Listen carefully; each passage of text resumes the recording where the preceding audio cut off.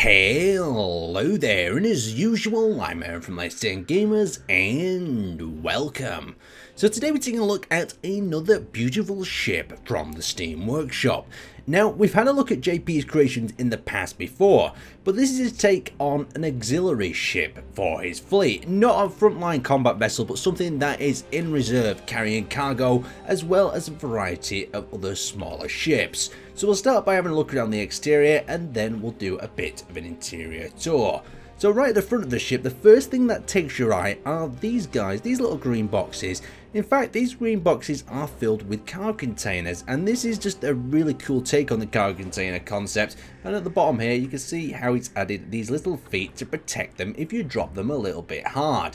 Pretty cool indeed, and that means you could load this thing up with various different supplies and reload it very quickly. You can have an outpost, say for instance, armed with rockets all in one container, quickly reload the ship with rockets and send them out into the fighters in return. Very cool indeed. So if we go into the center, you'll notice an observation deck. Here we've got that there in the center, and a little bit lower down you can see how he's added the detail in, added refineries, broken down box, and then towards the bottom he's added a little antenna array.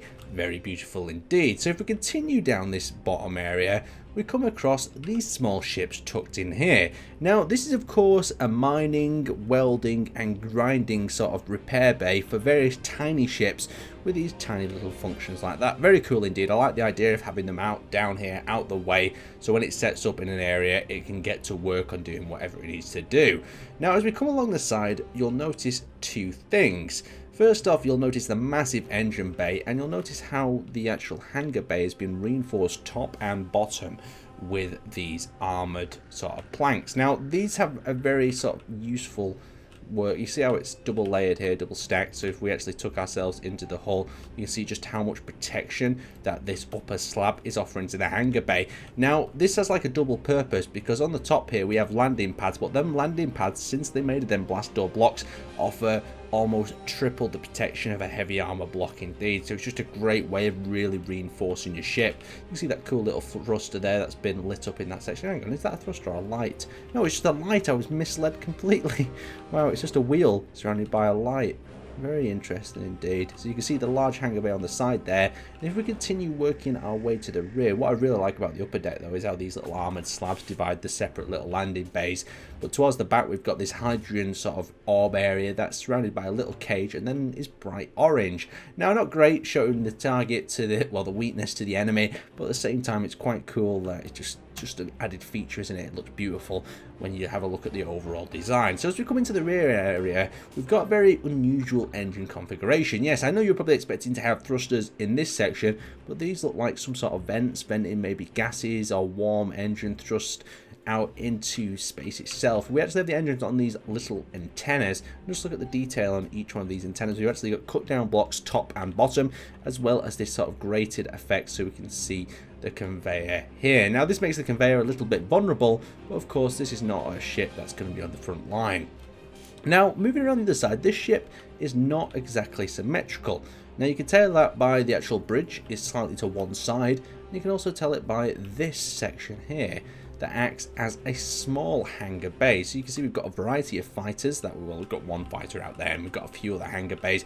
Very cool indeed. And then you go, hang on, what's this down here? Now imagine if you had a larger ship that had broken down. Since this can have them interchangeable cargo containers full of supplies, you could use this as a welding system. So you can see you've got your welders up on the end there. You can connect a ship, weld it up, and cause just a bit of maintenance to various different areas. You can see there's a control arm up there on that little side bit as well. It's just, there's so many levels of this ship that have been thought out in so much detail. It is a very functional design, even though it's not designed for combat.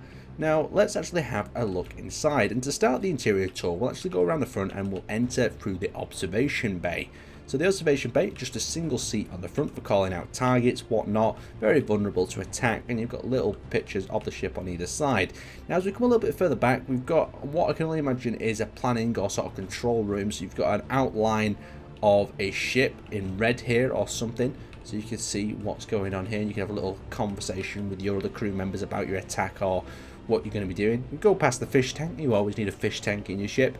And now that section goes down to the small hangar bay and the repair docking bay. That I'll just cut through the wall because it's a little bit easier to show you. So you've got the bridge of the hangar bay in this section, and then that leads around into this catwalk that takes you through the center, and that splits up the small bay over here. So you can see the small bay itself, reinforced of course, and it's got a little ship in there as well.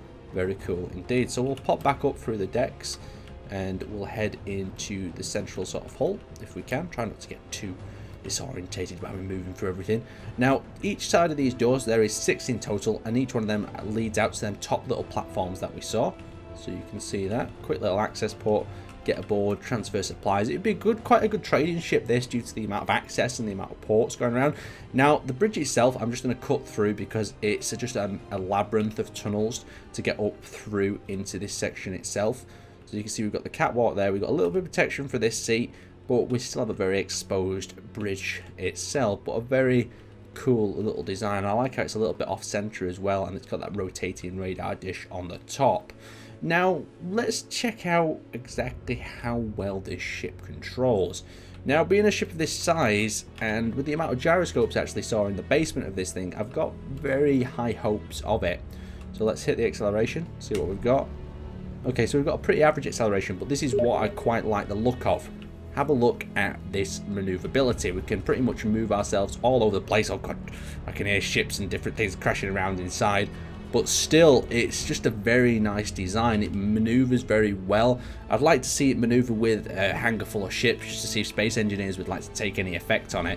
But still, it moves. It can get out of harm's way very quickly. When you have a big freighter like this and it gets in a battle situation, you want to be able to get it out of there, because if a smaller ship gets up close on it, you'll be wrecked. But anyway, I'd like to thank you guys for watching, and I will see you next time. Check out the link to this creation in the description below.